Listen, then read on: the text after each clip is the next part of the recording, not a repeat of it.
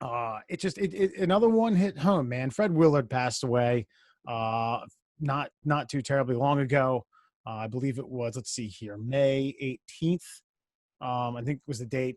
For those of you who don't know, Willard, big Christopher Guest, starred in a lot of Christopher Guest movies. Became popular for Fernwood Tonight, along with Martin Mull. Just another cool guy who aged well, was funny. I think he was hilarious as Ron Burgundy's boss in Anchorman. He's like, Ron, I Yeah, gotta fire you. um, I don't know if you guys have any thoughts about the man, and I will cheers to him before we get into it. yeah. Well, cheers to that. Yeah. But yeah, no, well said. A legend. I'm a big fan. I will say that as soon as I read it on Facebook, like I was scrolling as people do to get their news these days, and and I was scrolling and I was like, oh my god! So I double checked it. Always double check because people be trying to get that money on them death pools and stuff. So, you know. But anyway, double checked it and then immediately was like, hey, what happened? Because that was his famous line from the movie A Mighty Wind. And the backstory was he was a child star, much like Gary Coleman. And that was one of his many catchphrases was, hey, what happened?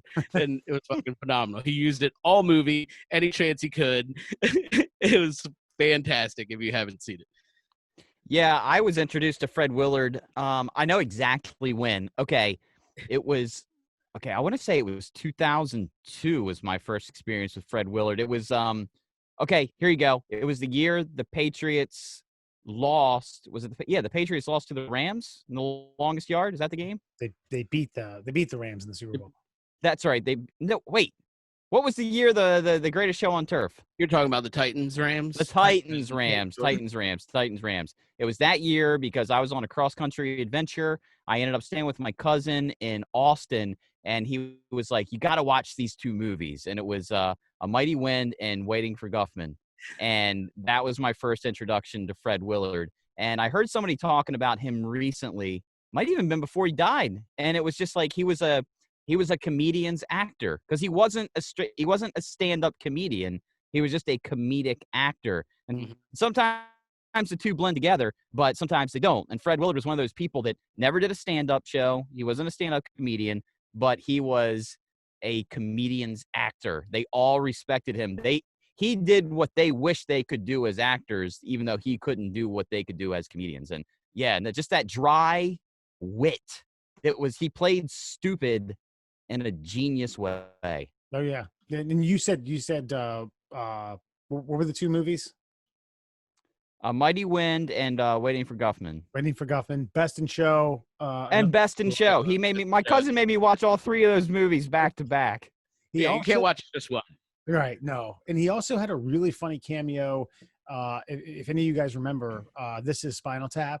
He plays the lieutenant or the commander on the military base that they're going to perform at, and then he says, "Okay, boys, show's going to be at 2,100 hours." And like, well, that's 2,100. That's like 3 weeks from now. He's like, oh, "Okay, all right, we'll get you cocktails in the back or something like that." Is hilarious. Another good one you should watch. I remember this.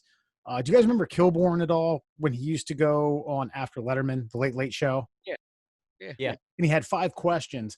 Well, he had him and Martin Mull on, and the 5 questions bit is on YouTube with those two, and it's 5 or 6 minutes, and it's just kind of a good swift reminder and how funny both of these guys are or were. Nice. No, are and forever will be.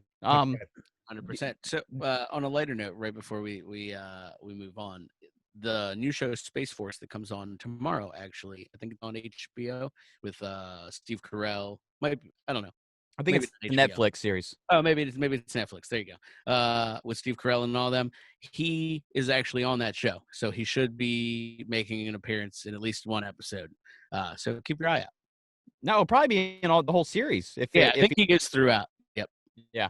But the other thing with Fred Willard, this is how powerful the presence of Fred Willard was, a survivor of the Me Too movement. He had a discretion, and he made it out. And he was able to survive and continue working. He had like the least amount of lag time of anybody who got caught up in the nonsense. Wow. I don't remember his transgressions.